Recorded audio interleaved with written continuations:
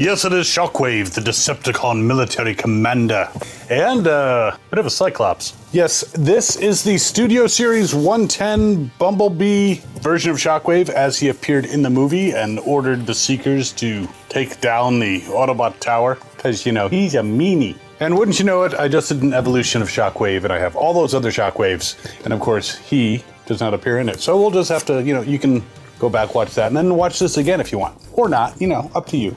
Free country. But I'm going to go through this Voyager class version of Shockwave, bit by bit, and see if this is something you want to get for your Decepticon Armada. Be right back.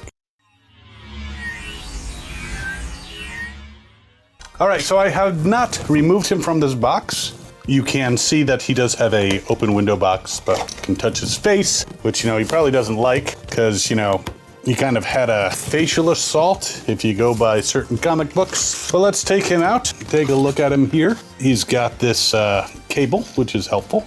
He's got a weapon, and you can see his bot mode.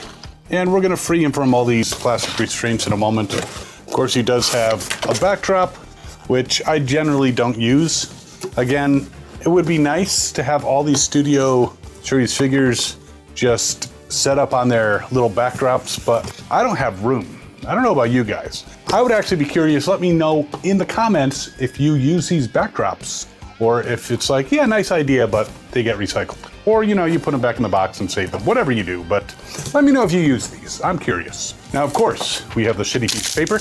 We have the instructions, and I'm gonna fold this up. Sky hasn't been visiting all that much while I've been doing these videos, which kind of sad, but, you know, in case she does, I don't want to have it open blade there. And she is on my shirt, and if you like this shirt, link in the description. You're all like, try to fucking sell me everything. No, but if you like Sky and, you know, you want to get a shirt, it does support the channel. Ain't nobody getting rich around here. But okay, there's his weapon, there's his body, and it is a nice homage to the original Shockwave. And we'll clean up some of this plastic shit real quick. And all right, so let's take a look at this guy. Now, the instructions might be helpful. I could probably figure out how to put the cable on and everything, but why not look at the instructions? So it shows the cable going into the gun, and I'm trying to make sure that I'm putting it on the right side, because it actually goes into one side, and it pops in. Doesn't seem like it'd be difficult to take out, but it stays in well enough. And apparently the other end plugs into his back. So right there. So to put his weapon in place, it looks like you fold his hand away, and then you attach this like so. There we go. So there's a little slot that's actually attached to a post, which looks like it swings out so he can hold it like a gun. And that pops right into the side of his arm. And there he is, Shockwave. He's a very good homage to the original. Most of the Bumblebee figures were very good homages to the original G1 characters. But you can see him spinning there. You can see he doesn't have a ton of kibble because he doesn't really change into anything we recognize. He does have these little wheels on the backs of his legs and little treads, and unfortunately, he doesn't change into a laser gun. I mean, that's pretty clear on the packaging that he's going to turn into a tank, kind of very similar to the ones in, say, Cyberverse and, you know, some of the other things he's been in. But all right, let's check him out, though, as a robot. Now, he does seem to have some very minor, I do mean minor, ankle tilts. It goes like that. Not a huge amount. Enough for a little wider of a stance, but he's never been one to, like, crouch down all that much. He can do a full Jean-Claude Van Damme, just like so. Woohoo! And it appears he can kick pretty high. Not super high, but pretty high. He can kick backwards, do side kicks. He's got a knee bend. The knee doesn't go more than 90. He has a swivel, though his leg kind of goes off to the side because it's right here in the top of his leg there. So there's that. So it looks like it kind of curves him out to the side a little bit, but that could be an optical illusion. Does he twist at the waist? Yes, he twists all the way around at the waist. Now, doesn't seem to have any type of ab crunch that I can find. His arms, now it looks like his arms are designed to kind of plug into the sides here. So you kind of have to angle them out slightly if you want to smoothly get them to go all the way around. And they can go out to the side. They can bend at the elbow. The forearms have a swivel. The hands also rotate. He has a hand in here, so I will actually reveal that in a moment. Yeah, pretty good articulation on the arms. Now, if I pop off this and bring down the post, he can hold it as a gun like that. And I'm sure this is also part of the transformation, but his hands, I'll actually put it in this hand because it's closer to the source. But yeah, so he does have two hands. He's not missing a digit. That doesn't really show him holding it as a gun in the instructions, but he kind of can if you want to, but it's not in there very firmly. The post might have some other purpose, which we will discover together. But there he is, overall a nice figure. Now the head I haven't tested, but can go all the way around. He's got these nice little rubbery ears. I mean, they're plastic, but they bend slightly. I can feel it. Overall, a good version of the character. I like him.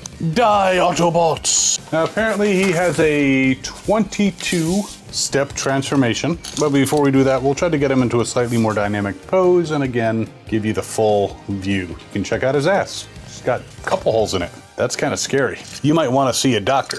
All right, his tank mode. Okay, so there he is in his weird-looking Cybertronian tank mode. He does have a lot of things that plug in, so he feels pretty sturdy, but lining them up wasn't too much of a challenge, but this part under here was kind of a pain because I wasn't sure how far to push it, and then these pop. Still, a pretty clever transformation, even though it changes into nothing that we actually realize. And the post apparently is meant for this mode because this gun post goes right on here. Still, he's a tank. There we go, a tank. Let's test him in rolling because he does actually have little wheels on the bottom.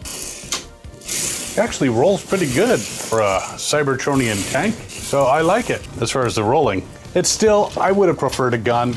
Would you prefer a gun? I prefer a gun. But I don't think we're getting any types of Decepticons that change into any type of gun anymore, unfortunately, other than, you know, Target Master Partners, or Battle Masters as they're now called. But pretty cool. In his tank mode, he is almost 8¼ inches long. And once you figure out the transformation, it's really not all that difficult to change him back because I forgot to measure him in his robot mode. I'm pretty sure. Getting old, can't remember everything. And when you're transforming him, he looks like he deliberately becomes a little person. But it does have some subtle things like turning around the treads on his legs, which I don't know if they would make that much of a difference, but I'll follow the instructions, it's fine. But from his ears to his feet, it's about 7½ inches, so decent height. And definitely a cool version of Shockwave. I like him better in the robot mode. The tank mode it's not horrible, but it's not as good as just seeing him want to blast people in his robot mode. But a fun figure. He will go hang out with the other Shockwaves, and I have a bunch of them. And I do hope that you're enjoying these videos as much as I enjoy making them. And this is a Voyager class, so he's probably like, what, 30 something? Whatever Voyagers are going for now. But I'll put a few links in the description if you want to pick up this guy. He's cool, I like him. Transformers fan like that scene on Cybertron in Bumblebee where he showed up. So definitely I think worth having in your collection, but that's up to you. Depends on which Shockwaves you like best. I hope you're enjoying these, and while you're mulling this guy over, you can check out actually the evolution of Shockwave, which doesn't include this guy, but includes a lot of other Shockwaves, including some Cybertronian ones, but I don't think he's ever been non-Cybertronian. Well, alternator. But we will see you next time. As always, have fun and good hunting.